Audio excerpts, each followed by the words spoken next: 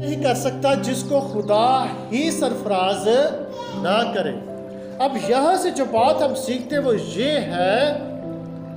کہ اگر ہم نے ترقی کرنی ہے، اگر ہم نے سرفرازی پانی ہے،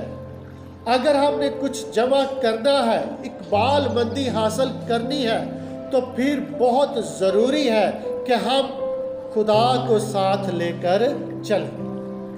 صرف اپنی بھاگ دوڑ اور اپنی جستجو، جد و جہد اور محنت پر تکیہ نہ کریں، بلکہ ہم خدا کی مدد کے بھی طلبگار ہو، خدا کی رضا کے طلبگار ہو، خدا کی خوشنودی کے طلبگار ہو اور خدا کی مرضی کے طلبگار ہو۔ ادروائز آپ جتنی مرضی کوشش کر لیں،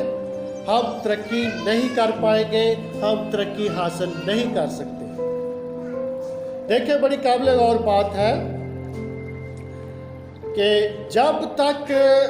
موسیٰ نبی اپنے ہاتھ اٹھا کے رکھتا تھا دعا کے لیے، اسرائیلی جیتتے رہتے تھے، اور پھر دو لوگ موسیٰ نبی کا ہاتھ اٹھا کے رکھتے تھے، دونوں ہاتھ، تو اسرائیلی جو تھے وہ جنگ جیتتے رہتے تھے، روزانہ جنگ جیت جاتے تھے۔ لیکن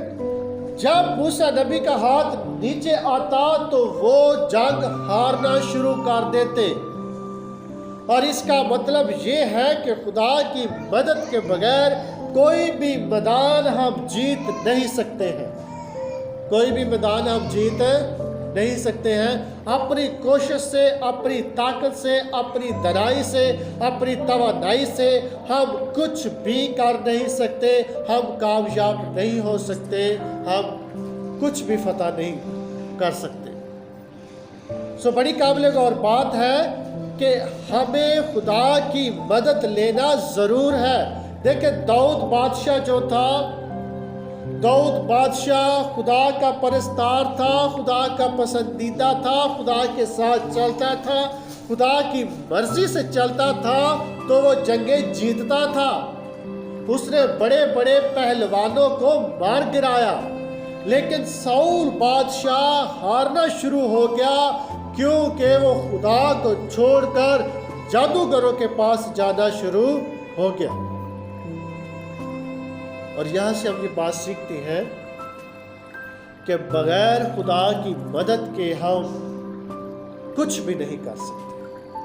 ہم کچھ بھی کر نہیں سکتے۔ بڑی قابل غور بات ہے کہ جب ہم کچھ کرنے کے لیے تیار ہو یا جب کچھ کرنے لگے تو اپنی محنت اور جد و جہد کو اس وقت ہم کارآمد دیکھیں گے جب خدا ہمارے ساتھ ہوگا۔ اس لیے یاد رکھیں عزیزوں کہ اپنی محنت شروع کرنے سے پہلے، اپنی جد و جہد شروع کرنے سے پہلے خدا کی حضوری میں دعا ضرور کریں، خدا کی حضوری میں ٹھہریں، خدا سے پوچھیں، خدا کی مرضی پوچھیں، خدا کی رضا پوچھیں، خدا کی خوشنودی پوچھیں، خدا سے مدد لیں۔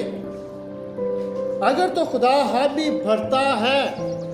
کہ میں تمہارے ساتھ ہوں اور میں تمہارے کام میں خوش ہوں، تو پھر ضرور اپنی کوشش کریں، محنت کریں، جد و جہد کریں اور آپ جیت جائیں گے، آپ ترقی پائیں گے، آپ ترقی حاصل کریں گے۔ ہمارے بہت سے عزیز ایسے ہیں جو صبح سے لے کر شام تک کام کرتے رہتے ہیں، اور جب ان سے بات کریں کہ بھائی آپ چرچ میں بھی آیا کریں تو وہ کہتے ہیں کہ ہمارے پاس وقت نہیں ہوتا، ہمیں کام کرنا پڑتا ہے، فلاں کام کرنا پڑتا ہے، فلاں کام کرنا پڑتا ہے، جس کی وجہ سے ہمارے سے چرچ نہیں آیا جاتا، ہم چرچ مس کر دیتے ہیں۔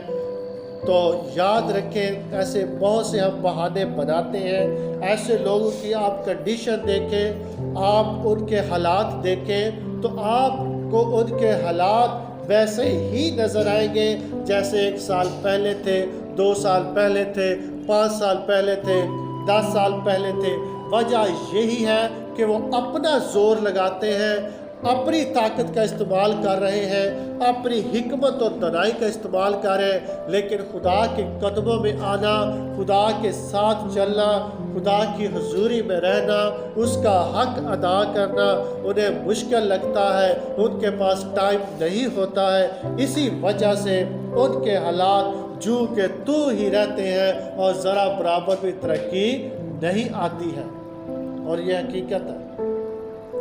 جب ہم اپنا وقت جو خدا کے لیے ہے، وہ وقت جو خدا کے لیے کسی اور کام پہ، کسی اور مسئلے میں گزار دیتے، تو یاد رکھیں خدا اپنے وقت کا حساب لیتا ہے، خدا اپنے دن کا حساب لیتا ہے، خدا اپنے حق کا حساب لیتا ہے جو اس کا حق بنتا ہے۔ اگر ہم اس کا حق اس کو نہیں دیتے تو خدا اس کا حساب لیتا ہے، خدا اس کا حساب لیتا ہے، اور جب وہ حساب لیتا ہے تو ہمارا جو تھوڑا سا بنتا ہے ہماری نظر میں، وہ پھر ہمارے ساتھ نہیں مل پاتا، وہ ہماری کمائی میں شامل نہیں ہو پاتا، وہ وقت دوبارہ نہیں آتا اور ہم پیچھے کی طرف جاتے ہیں، آگے کی طرف نہیں جاتے، ہم آگے نہیں بڑھتے ہیں۔ لیکن جب ہم خدا کے قدموں میں جھک جائیں گے